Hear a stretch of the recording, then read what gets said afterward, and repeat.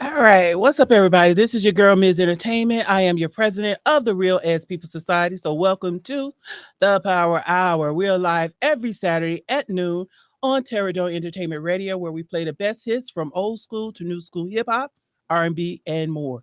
So, go to terradomeentradio.com and click on the Listen Live button, or tune in on TuneIn or Live 365. And if you don't catch us live, you can always catch the replays on terradomeentradio.com or on all the major podcast apps. And of course, I'm not in the place alone. Let me introduce my Chief Entertainment Officer, DJ Talented. What's going on, people? What's up? What's up? What's up? This is your boy DJ Talented, and I am in the building on a Saturday after I just got off work. But as I always say, it's better to be above it than under it.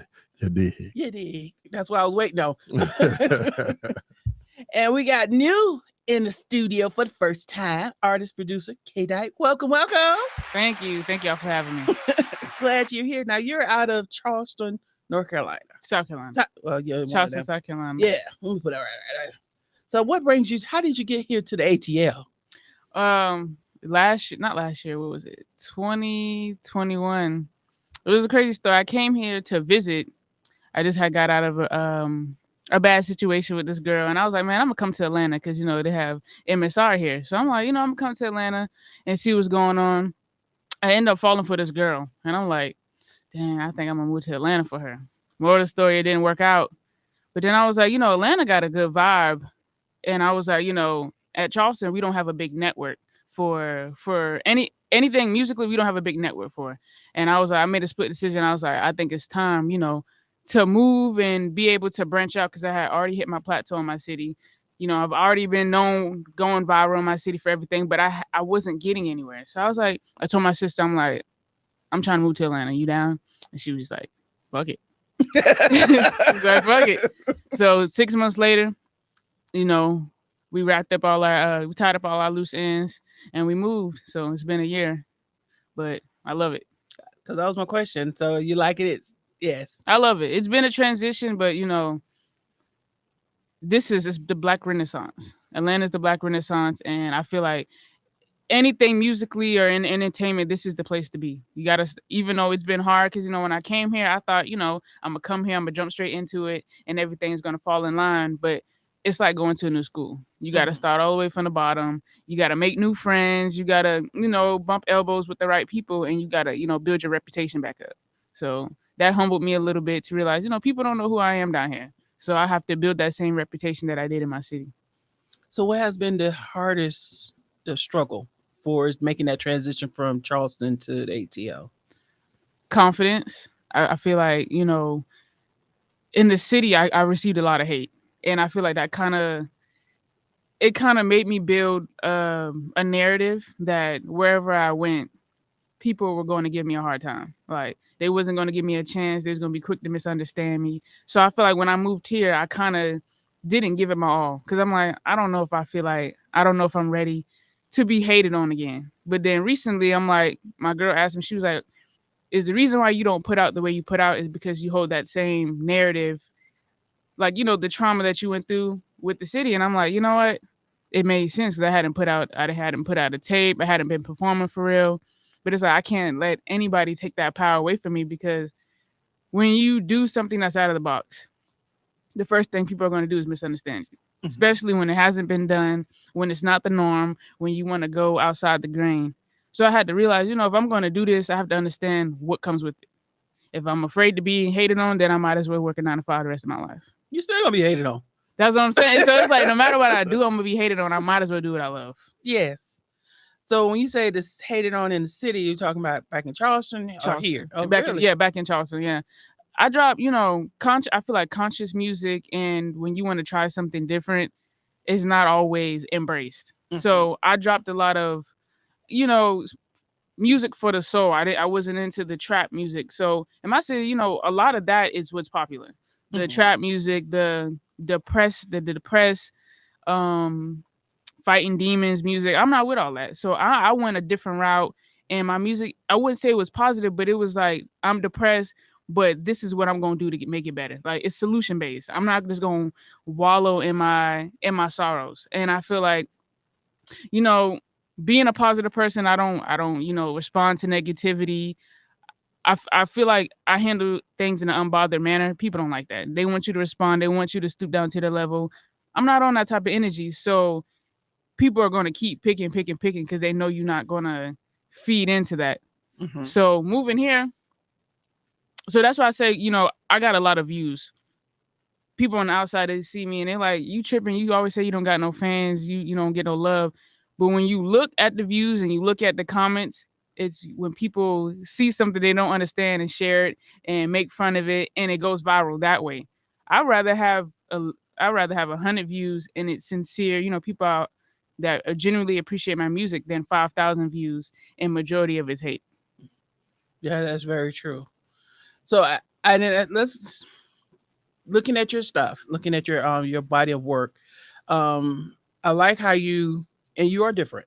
For the simple fact that you kind of incorporate your like shorts into your actual music videos and stuff like that. And then your song right now. So where was your mindset with that? Because it seems like you kind of was touching on a little depressions, a little Hmm. mental health Yeah. I was worried about you right there, so I want to know right now, how are you? you, when I made that song, honestly, I was going through, and I think my car had just started giving me problems, and I live an hour outside the city, so I knew that was going to be a struggle getting to where I need to be, and I'm a person that it takes a lot for me to ask for help. I don't like feeling like I'm a burden to people, and I don't want to feel like they are obligated to do it. So that was already a struggle asking my sister to help me get to and from work.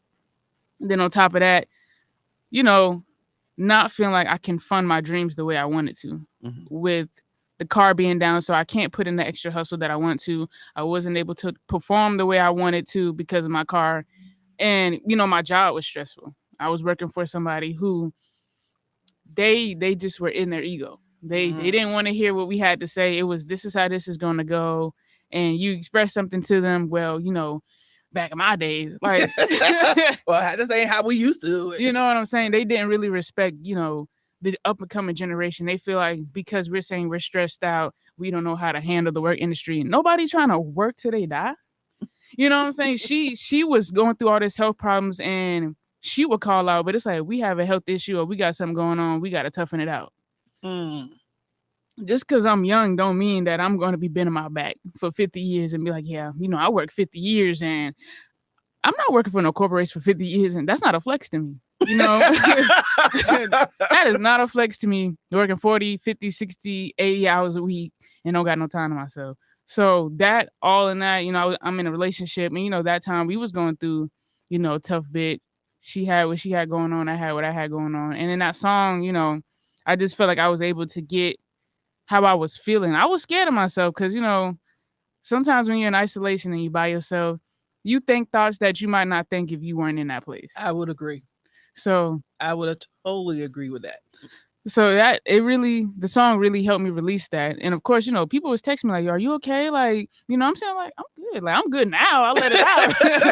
I'm like, why y'all texting me? Like, I'm good. But it's like now I can't really play the song Okay. because it makes me depressed. I'm like, I'm not in this space anymore.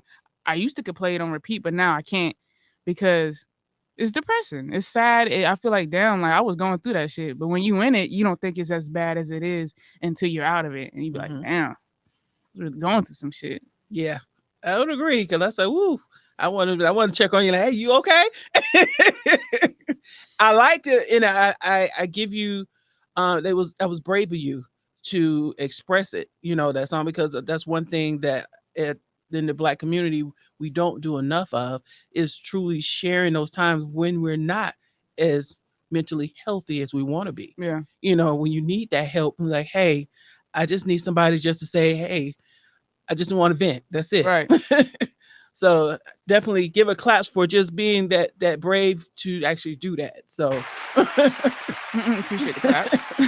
I mean, that was a lot. That was a lot to put your feelings out there because you never know what you're gonna get back, and then you're like, well, fuck it. It is what it is.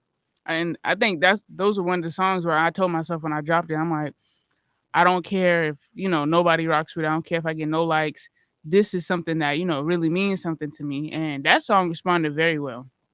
Like People 20, can identify. yeah. Yeah, definitely can identify. So looking at your another song, Wild Child, is kind of talking about your father. Hmm. So is that truth, or is that, were you really going through something, or was that just something that you was pulling from somebody else? Okay, you hitting the deep stuff. I didn't know we was talking about the deep stuff. Okay, so with Wild Child, that was 2020. COVID was going on. So basically, when I talk about the song, my dad basically got like I had talked to him the week. Like I talked to him on a Monday. Man, he called me. He never calls me because we don't have that type of relationship. But he called me and he was talking about COVID. Like, yeah, you heard, I don't really believe in what's going on. They trying to scare us. So I'm saying like, okay, we on the same page. Like, that's how I feel. Friday, my grandma called me. It was like he was in a coma. I'm just like, what? What you mean he was in a coma? Basically, he had got COVID, and they're supposed to put him in an induced coma to clear out the inflammation in his lungs. They said, what's it called? He coughed while he was in the coma. He coughed, and this breathing tube came out. And I guess they didn't get there in enough time, and he was like without oxygen for a couple minutes. And that's detrimental to the brain. Yes. It ended up happening again, and at this point, he's lost a lot of brain function. Mm-hmm. So now he's in a state where he can't talk. He's like still to this day, like 3 years later, he can't talk. He's bedridden. He has to have 24-hour around the clock care. And to me, it's like I had so much pent up resentment and anger towards him. And it's like I can't even tell you now. You're not gonna remember. Mm-hmm. I have to kind of like let it go. Mm-hmm. But it's like you don't even know all this stuff that I'm doing. But we're to a point where I have to forgive you. Mm-hmm. So that's what basically the song was about. And it resonated with me because two things.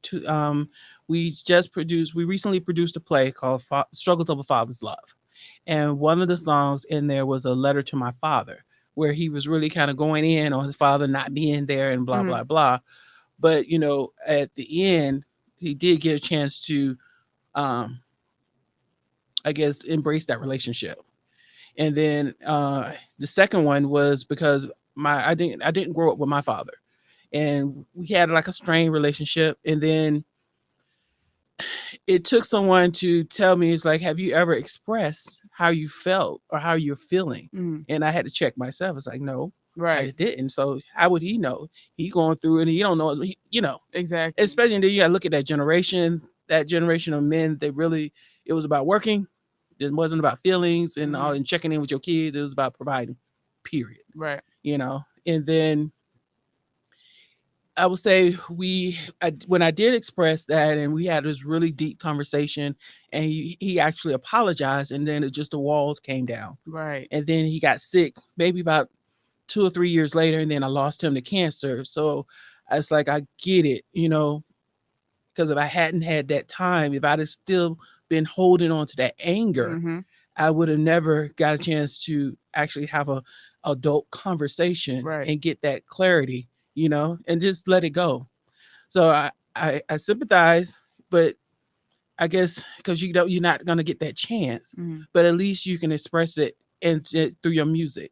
So he will hear it. You Just making me play. emotional. I ain't know I was gonna come on here and get emotional. Well, I ain't done yet. I'm with it. I'm not afraid to try. I told you. You That's said why you weren't that's why scared. hey, that's why she didn't tell me, y'all. She didn't tell me what we was talking about. You said you weren't scared. You're right. I'm here, but I appreciate that though. But yeah, so he will hear it. He will hear it. Trust me, he will hear it. All right. Here comes the other one. Okay. The social experiment. Oh, you know what? You did your research because you were on my ass today, and now I think I'm finna cry. Well, I keep it light. No, you good. I'm not crying. To me, it's healing. So It is. I have a problem with that sometimes, but mhm. sometimes it's just like,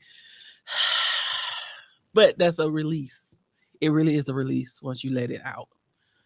But again, brave to do that. So For y'all that don't know, you made a fake obituary, and then and post it out there to see what kind of response you get back.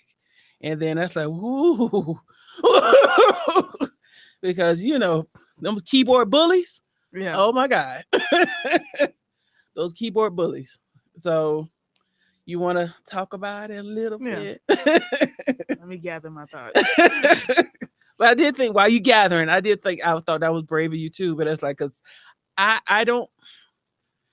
couldn't have, yeah, that'd have been hard just to, cause I saw you were saying that people were sitting up in the line. Yeah, I was just talking to her and blah, blah, blah.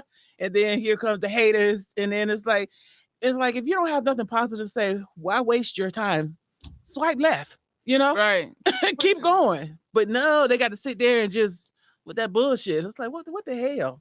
So I think, back to what I was saying in the beginning, that was probably the most traumatic experience I've had with my city.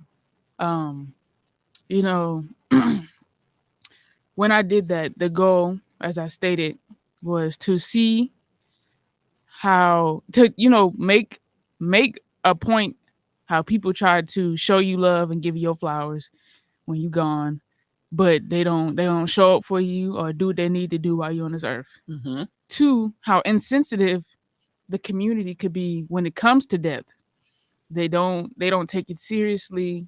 It's kind of desensitized. They see so much death going on that they're desensitized to it, and also just the how fast people switch on you. So when I did it, I didn't know. I knew the magnitude, but I don't think I knew how much it would affect me, because when I did it, you know, my phone was blowing up. My homeboy's phone was blowing up. My got friends calling me, telling people that don't even rock with me, trying to get in contact with them, trying to see what's going on. It was my friend, people that I used to be cool with, seeing the things that they were saying about me. I'm like, dang, you glad I'm gone? It was better off this way. Bury my music with it. It's like, why? That was to me, that was just so inhumane. Right. And then when they found out that it was an experiment, they was like, "Oh, I only said this because I thought we knew you was playing. You didn't. No. Y'all wouldn't have reacted that way if y'all thought it was a joke. Yeah, Mhm. people." And then it was like I was in this group. They added me to this. I was in like a music group, and when I did it, one of the leaders of the group was like, we ain't rocking with her no more, and if you rock with her, fuck y'all. I just lost somebody, so to do that is fucked up. But it's like everybody losing somebody. Mhm. If you really rock with somebody, you gonna stand 10 toes on them. You not gonna say, "Oh, cause she did this, we ain't rock with her no more." Then you Mhm. ain't rock with me. You had a different intention on me being a part of what y'all had going on, Mhm. and when it wasn't beneficial to y'all like, "Oh no, Mhm. you ain't beneficial no more. You don't make our image look good. You got to go." So that was like, that was an eye opener. Like people gonna use you till you're not beneficial. Yes. In this music industry, it brings it out. Yeah. It definitely brings it out. It's crazy. It definitely brings it out. It hurt. I seen the people that stood up for me, ride on me. Then I seen exes, bashing me, if she dead, she dead. And it was like, people just insensitive. And that really made me have to be like, either you gonna do this or you not. Because this shows you right here, this is what you're gonna get. Mm-hmm. You gonna do it or you gonna give up. And that moment, I was depressed for a minute, because that's a lot for anybody to endure. Like that much hate.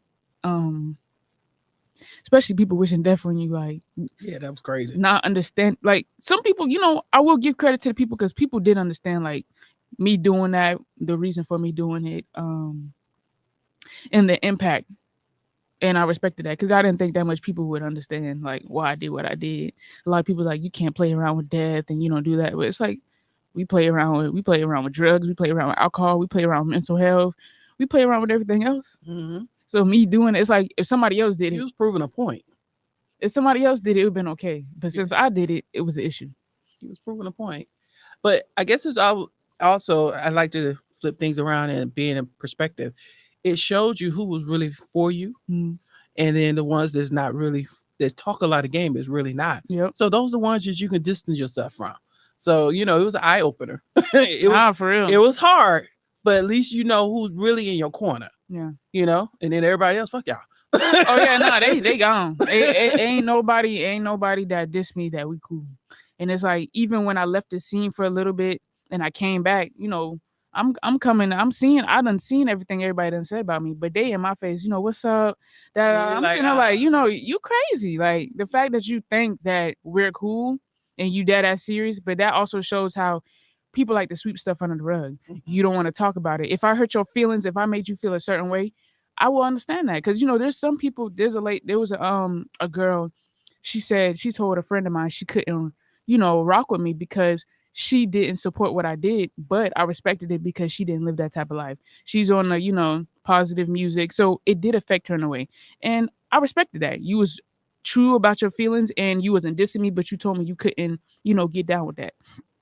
A year later, we talked it up. She told me how she felt, and we was back cool. mm-hmm. I respect stuff like that. Keep it Yeah. real with me. Tell me how I made you feel and how it affected you and how you don't respect that. Everybody you love, you're not gonna respect everything they do or get behind it, but you still, got love for them. Mm-hmm. I feel like that's the people I can get down with. Yeah. But So, you have a lot of body of work. And how old are you? 25. You got a lot of stuff out there. So um big ups to that. Thank you. Congratulations to that. You have because you're doing a lot of stuff that people just talk about. Yeah, I hate Alma. I said me and Alma don't get along. Me and Alma don't get along. Tell me when you have done, Mhm. then we can talk. Then we can talk. Nah, for real. So what is success for you? I think success for me is to be able to inspire other people to live in their truth and to really just live in their truth and know that at the end of the day, it don't matter what nobody else got to say. Mhm. If you feel like it's the right thing for you to do and you understand that that's going to come with isolation, being left out, being excluded, and you still okay with that, I like to inspire that. Mm-hmm. I don't have a big friend group, but I do have people that I know I can depend on. And I know I'm not going to be invited to all the parties. I know I'm not going to be in the big inner circles with the cliques and the fake social media clout. I'm okay with that. Mm. I'm down with the People that's real. yeah, you know what I'm It's saying? rocking for you. The realest people don't got that much friends, and I'm okay with that. I like isolation. I like keeping to myself, and that's why I like to inspire people. Be yourself. Don't have your own mind. It's just really inspiring. Success to me is if I can inspire people to be authentic and to live in their truth and be happy. And I was serious about I'm the president of the Real Ass People Society. So I grant you citizenship. I appreciate that. So what's next for you? What are you doing? What you got going on? I got an album dropping next month on September 26th. It's called Diary of a Mad Black Woman. Oh shit. And it was inspired by Tyler Perry, of course, but I also wanted to put my own spin on it. Because one, like you said, people don't like to talk about mental health, and I feel like I'm a huge advocate in my music. I'm gonna talk about my lowest of my lows and what I've been going through. I'm not afraid to be vulnerable with how I feel. So with this, it's basically showing the breakup aspect of me, the bitter, not the bitter side, because it can come off when you go through a breakup, it can come off as you being bitter, but it's like, nah, a motherfucker hurt me, like, and I want to let you know that even though I might have done wrong, we're not talking about that right now. We're talking about the aspect that hurt me and the friendships that hurt me, the family that I thought was my family that let me down. I really just want to embrace that as a whole. Like, I'm hurt, but I'm understanding enough to know that if I put it in my body of work, I can let it go. Mm-hmm. So that's what I'm working on right now. I want to get back into my podcast because I have a podcast called the Controversial KDike Show. I do want to get back into that.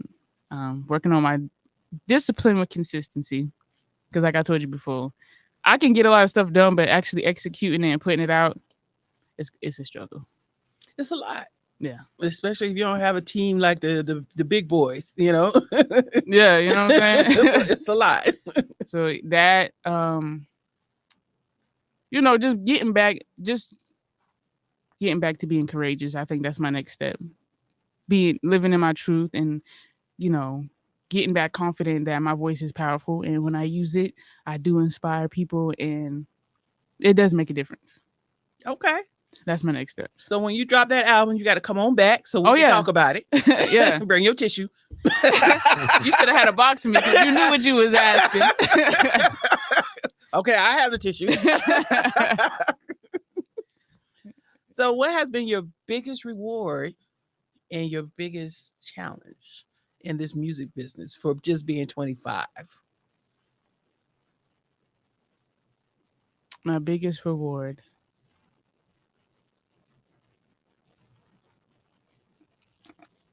To date, because you can have bigger ones coming to date. I don't know. That's crazy. I've never really asked myself what I've gotten out of this. I would say, I would say my biggest reward is, realizing there are people that's like-minded like me. Like, I used to feel like I'm the only one that think this way. Nobody's going to understand me. But, making music and putting it out, there's a lot more people than I thought understand me and feel the same way as me.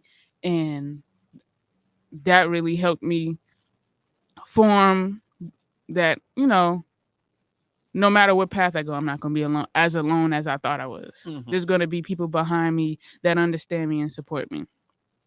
I think the biggest challenge in this industry, I guess I would say like collabs. I feel like that is challenging for me. Mhm. I wouldn't say I'm very picky. I like things a certain way. And I feel like I be feeling like people should be as professional and handle things how I handle them, like with communication, with being clear. And I understand in the beginning, I have not always been clear and upfront with how I want things to be done. We make mistakes, but I also feel like we're in the age where people are older than me and they trying to, people send me beats, I'll use them. And then after the song drop and they see it, oh yeah, I'm gonna need about 200 for those beats, or you can't drop it. If you wanted money, why you ain't said that from the jump? Now, on your side, you have to make sure that that's talked about. 'Cause you Right. got to be about your business. You're right. So that's how a lot of artists get fucked up. You're right. Because you're not about their business. So even if they allow you, you got to get that paperwork. Okay, I need you to sign this release. You're right. You're right. And I've learned that too. I that going through stuff like that has definitely taught me. So now when I do collabs, are we just doing a song? Are we doing a song in a video? Are we gonna go half on promotion? Are we like, what are we doing? Because if we just gonna drop a song and nothing happen, I'm gonna opt out. Mm-hmm. So you're right. You got to be clear. I'm always take signatures. accountability on my behalf. But I do want to do more collabs. But I think I'd be trying to self-sabotage and be like, I already know how this is gonna go. People don't be serious, or they be like, yeah, we gonna link, and we never link. But I think I gotta stop self-sabotaging and feeling like everybody the same, because not everybody handle business the way I think they handle business. Mm-hmm. So I guess the challenging part is changing my narrative really, and giving people a chance Yes. to be themselves. At least give them that opportunity to fuck up before you say they don't fucked up. Right. Exactly. Yeah. So what keeps you inspired to keep moving? Because you definitely, at a young age, you've definitely been on those ups and downs, and life is just gonna be that. But what is that when you wake up in the morning? It's like, okay, let's do it. Let's keep going. Um.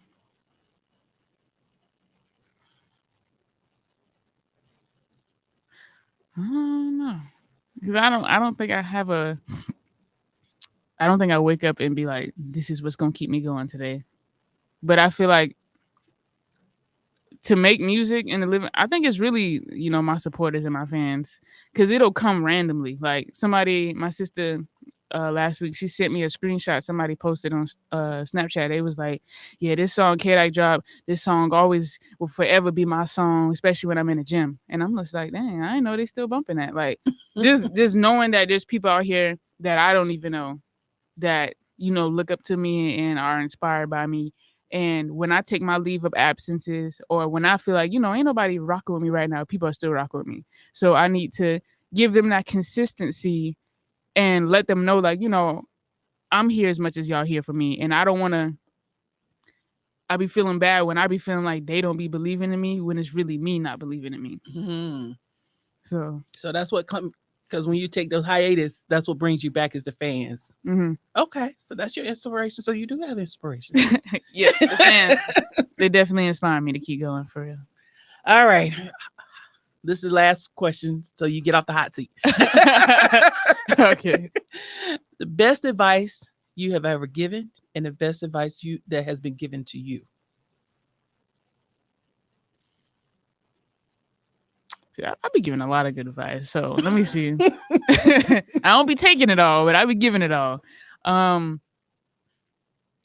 I think I can. I guess I'm gonna count because I can't say the best because I think I really give some heartfelt. But recently, I think the best advice I've ever given was it was this lady. She was in a situation with her dude, domestic violence, and it's to a point where he might have some repercussions brought on him because of his actions, and she felt bad. She was panicking, she's blaming herself, and I had to tell her, like, you entitled to how you feel right now, but it's like, I know us as women, we feel guilty for feeling like we have to protect somebody else for the actions that they made.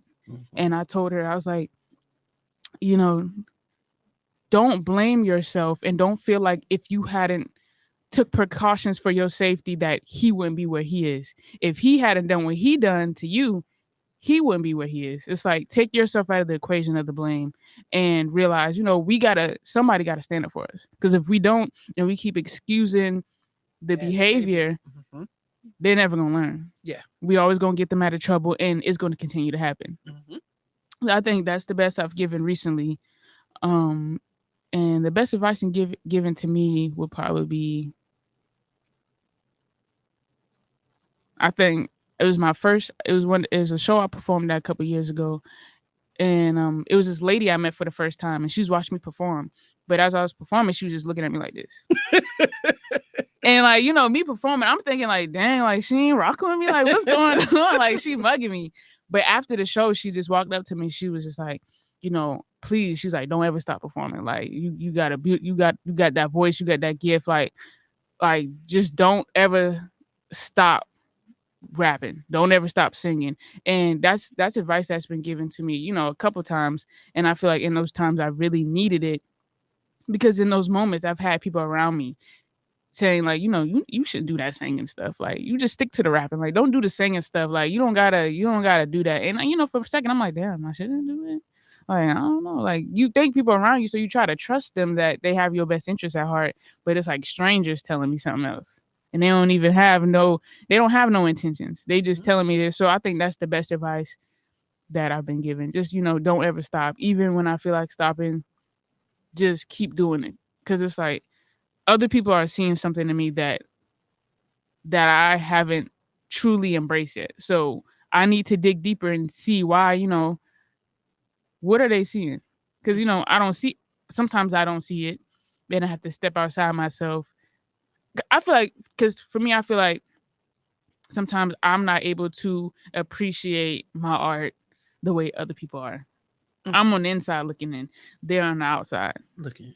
Yeah. I'm always gonna be like, dang, I could have did this differently, or dang, that could have been this, or what if I would have went like this, instead of just, like actors, when they say they watch their own movies, they can't sit there and enjoy a movie. They're like, damn, I could have did this part like this, or I We're could. our biggest critic. You know what I'm saying? So yeah, I think that was the best advice given to me. Just no matter what, just keep doing what I'm doing, keep using my voice, And then do your best and leave it there. Yeah. Just leave it there. It's always can be a shoulda, coulda, woulda. Mhm. But it is what it is. That's what I done at that moment. That's the best I can do, and I'll leave it there and keep it moving. Yeah, I have an issue with being a perfectionist, and that's been holding me back. But they say, kiss, keep it simple, stupid. So that's the goal, to keep it simple. Yes, yes. All right then. See, that wasn't too bad. I needed that though, so I do want to say I do appreciate you, because I feel like some interviews I feel like either they don't take the time to do the research and really or they just like to keep things surface level. I'm not a surface level person, so just the fact that you did that, like I appreciated it that you went deep and wanted to know why you do this. You wanted to I'm understand. nosy. Ain't that the truth? Hey, it's like I love people who want to understand and before they form their own judgment, and so I appreciate that for real. Hey, see, being nosy, you don't have a bad. It's not a bad thing. No, it is now. Yeah, it is. It is Yeah, now. it is. Wait a minute. It depends.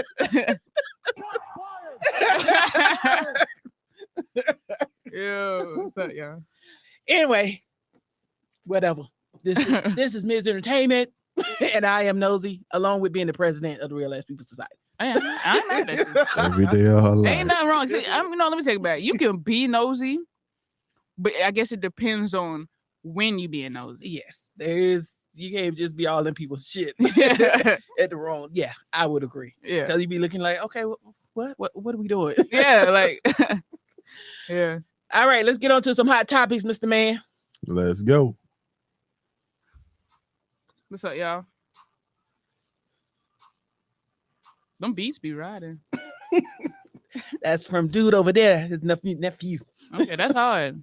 All right, hot topic. So as you know, Trump has faced the music here in Georgia, turning himself in on state charges for his efforts to overturn the 2020 elections leading up to the insurrection on January 6th. Now him coming to Georgia, we'll see. How things gonna turn out. Fanny, I know she's going for the juggler, but watching that whole shit show and fiasco, the thing that bothered me was the black people out there talking about black people for Trump, and that one dude that's been circulating niggas for Trump. I was like, big ass T-shirt, niggas for Trump. What? And then he said that Trump need to be king, King Trump at 2024. I was like, what in the fuck? Wow, I didn't know that. Oh yeah, he's out there. Definitely, he's been circulating. So, what do y'all think about? Because I felt so embarrassed for Atlanta. I was like, this is my. Like, we got so much shit, but that's the one thing that was going to be living forever. Niggas for Trump with a T-shirt. That's because they always got to find one stupid nigga to do stupid shit. Yep. What black person is going to be really standing in front of a camera saying niggas for Trump? Him. No, they weren't looking for him. He wasn't looking for them. They paid this man. They paid this man something for him to get up there and get stupid. He did. It was a group of black people that was. Now they were saying black for Trump, but they were supporting Trump. And then you got this one idiot with a T-shirt, niggas for Trump, and that's like, oh my god! And of course, that's all they've been playing. Of course, they're gonna pick the most ignorant black person to represent the whole community. Definitely, They're gonna, how they do us. It's just so crazy, but why are we in 2023? You might as well say we almost 2024. We still doing this stupid shit. I'm telling you, somebody tried to pay that man. They get paid him, but he just wanted their attention. Well, people do shit for clout. Yeah. This is gonna be his 5 minutes of fame. And he gonna get 5 minutes of hell from a lot of black people. Yeah, I think he was inviting it. Those people that want that smoke. I think he's one of those. Because he said some stupidness about he got them hands or something. Yeah. I'm a real nigga. Yo, what? That's some straight nigga shit. Yeah. He ain't got no purpose. Nah, that's crazy. I don't know. I haven't really. I feel like for me, the only reason I even liked Trump is for his stimulus. But then now I'm like, fuck the stimulus, because that shit bit us all in the ass with inflation, with everything going up. I'm like, y'all could have just kept that. I'd rather just struggled than to get that stimulus if it was gonna come with all this inflation and everything going up. So I don't fuck with him. I ain't did my research enough to even really form a valid opinion, but I don't think no president is gonna be in our best interest for me to say I fuck with him. We still have to remember that they are human and they're gonna make mistakes. I think the stimulus is probably was going to come anyway because of what we were in. Mhm. This is unprecedented or uncharted times of COVID. You know, we've never in our lifetime have never experienced something this horrific. You know, it shut the world down. Right. It shut the entire world down. So I think that was just going to come regardless of what president was there to try and help the people get back on their feet. With him, like I said, he ran the country like he was running his TV show. It was entertaining to look, but not to be living in. You know what I'm saying? Mhm. Because he tried to undo everything President Obama did, regardless of whether he thought he was the best president or not. He did do some stuff for the country to help us. He can't. He's American president. He is not the black American president. So there's no kind of rule or law or whatever he can put in place for just black people. He can't do that. He cannot do that. But one thing, the reason why I say that is because they made that law that people can't fuck with the Asians. When after that dude went up in there and shot all them Asians, I have to see that because you just can't just. And that wasn't a race. That was a group from a I don't know. I need to look at that and see what that came. I know what you're talking about when that dude, but you can't. There's not a law that. Well, how about this? There's not a law that they're going to pass where it just affects black people. I feel like if we have enough power and if we took our power back and gave them repercussions on if they didn't, but I feel like it's not going to happen till we, realize, not we, but, a lot more people realize that we do have a lot of power and a lot of leverage. And until we negotiate that leverage, we're not getting nothing. Agreed. That's why I said we ain't gonna get that because we got too many other things that we got to come together on before we can even make a true statement. You're right. Now I do have this question. It's not my real last question today, but I do have this question. So if somebody came up to you and say, "Hey, I'm gonna give you $1 million to wear this niggas for Trump shirt," all you gotta do is wear it for 2 hours. Would you do it? Yeah. No, not at all. And I'm gonna do it, and the camera gonna be all in your face. Look, I'm gonna do because this is why I'm gonna do it. I'm gonna do it because I know I'm gonna reinvest the money back in the community. If I was gonna spend the money and I know I was gonna blow the money, then I wouldn't have took the money. But I feel like if I can get more done by wearing the shirt, I would wear the shirt for the 2 hours. Then you've been right there with next to the niggas for Trump. With the I ain't gonna be saying I'm gonna throw them hands with them. Now, if they want me to do all that and act niggerish, then I ain't gonna take the money. If I gotta act niggerish, you can keep it then at that point. Because all money is not good money. And you're right. You have to think about what comes after that. Yeah, you got that $2 million, but what comes after that? Right. Because your shit is forever ruined with just that one act. Yeah, I can't act niggerish for the $2 million. You're right. That's for in social media. Nothing go away. None forgiving. It will always be there. Every time you come somewhere, that'll be the first thing that they say. Oh, that's the girl that said niggas for Trump. Yes. Yeah, nah. Look at this man over here. Oh. Look, man, what are you talking about? What are you talking about? Let's get on to some real ass question of the day. See, look at you. You talk stuff and then gonna have me to hurry up and do something so I can't answer you. But here's your answer.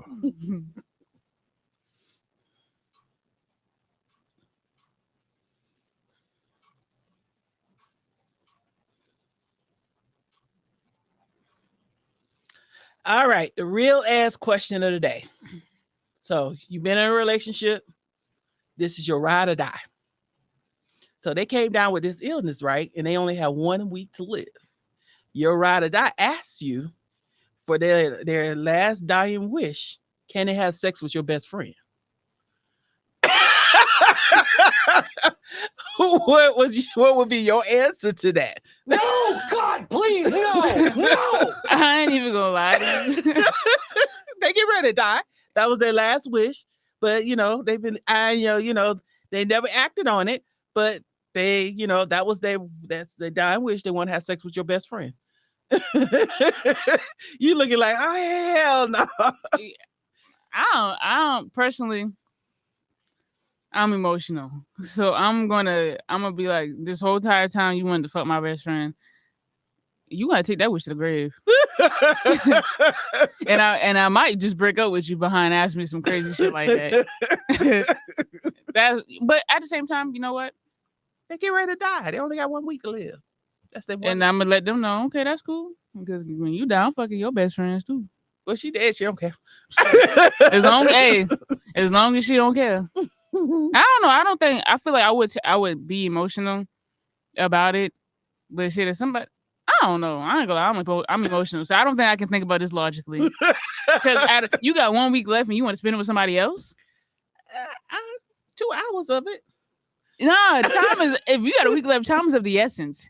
I need those 2 hours. You can't get, if you ain't spending it with your family and your friends and the people you care about, you ain't spending it with my best friend. And if he even agreed to that, we have an issue. Because that was my next question. But that means y'all been plotting. What you think, TJ? What was that, TJ? What DJ Talented.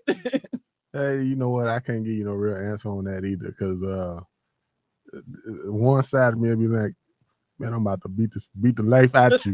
That last little week finna end today. Right. But then it's your damn wish. Would I let you do it? But if you finna die, you ain't got that energy no goddamn way. Right. You never know. It might get some energy for that. Oh, wow. Oh, you can get some energy for that motherfucker, but you can't get none from me. You feel what I'm saying? All right, I'm beating you to death. Yeah, nah. I'm okay. If you died, I give you that wish. If that's what you want. Really? You out of here. You said I'm about to be fucking people anyway. Go ahead. Listen here, I act like I'm dying right now. Let me get your friend. You got a week, so that means you got to die. Now, if you don't die, then you gonna die. Dang, so you gotta die. You have to die. Can't fake. Yeah. So no remission. You did not say that at first. That wasn't in the contract. I had not in the contract. Yeah, I thought that was I put piece together some stuff. Oh, okay. Yeah. I was finna just ask you. Like, where the hell I get that from? Yeah, that's some. Yeah. That's a far. I'm gonna have to go ask my girl about it. So your last darn wish. Don't do that. Don't. Would you try to fuck my best friend? No, they come out with the wrong answer. You're like, no, don't do that. Well, if it's my last damn wish, what's wrong with it? You know what? Y'all about to break up a relationship right here. So don't ask that question. Don't even go down that road. But that was my real ass question of the day. Let's get into some Black excellence.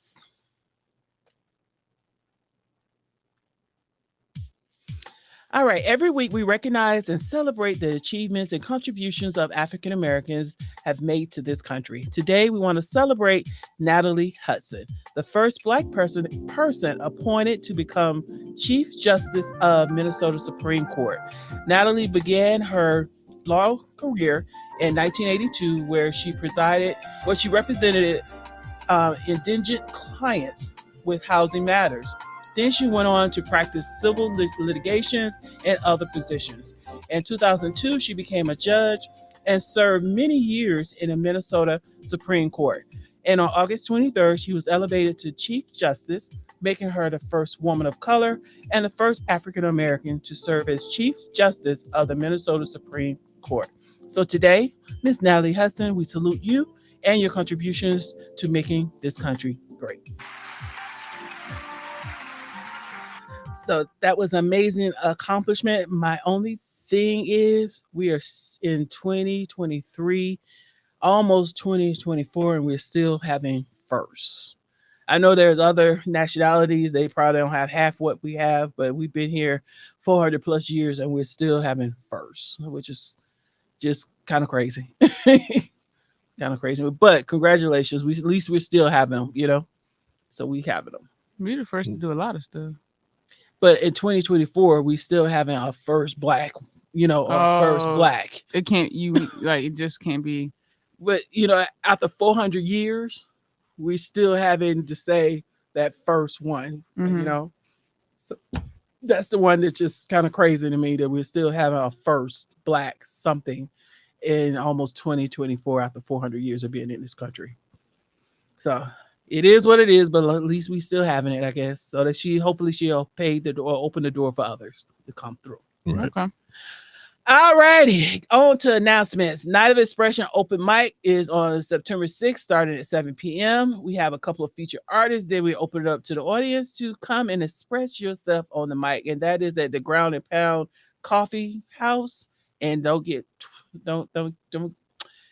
don't worry about the coffee. They got a full bar and food, so so people can stop at the coffee. No, they got more. They got more. You got some spirits there. Heard. Plus, we're having our very first Night of Expression showcase on September 16th, starting at 7 p.m. We have some amazing artists performing: Free Will, Seven, Jamesia J, and Janae Music. Tickets are $10 in advance, $15 at the door. Go to terradomeentertainment.com/events and get your tickets today. And that is our show. So, but before we close, we got to pay some bills. So here's a word from our sponsor, Terradome Entertainment.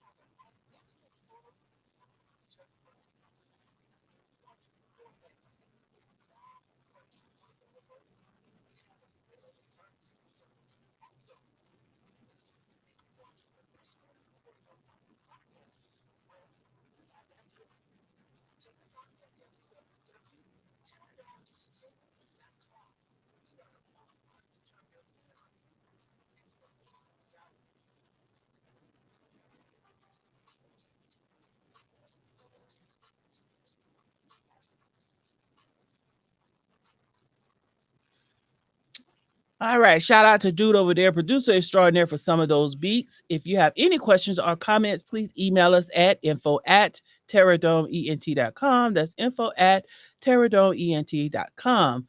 Final words, starting with you, DJ Talented.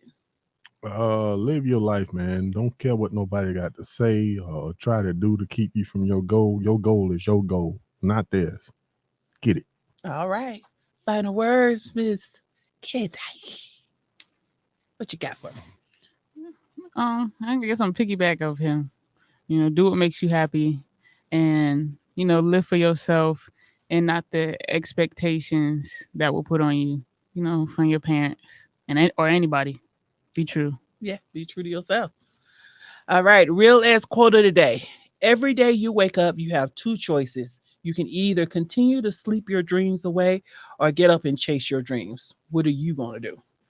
All right. Join us live every Saturday at noon for the Power Hour with the Real As People Society crew here on Terradome Entertainment Radio. And catch the replay of this show and other shows on terradomeentradio.com or on all your podcast apps. And you can hit us up on IG at Power Hour _raps _crew. I am your president, Ms. Entertainment. You can contact me at MIZZ _entertainment _ATL or Power Hour _raps _crew. Chief Entertainment Officer. DJ Talented _1 on Instagram. All right. Miss KDike, how can people reach out to you? You can find me on all platforms at KDike. All right. And as always, I'll leave you with this. Be kind to each other, love one another, keep God first. Thank you for joining. Stay safe, and we're out.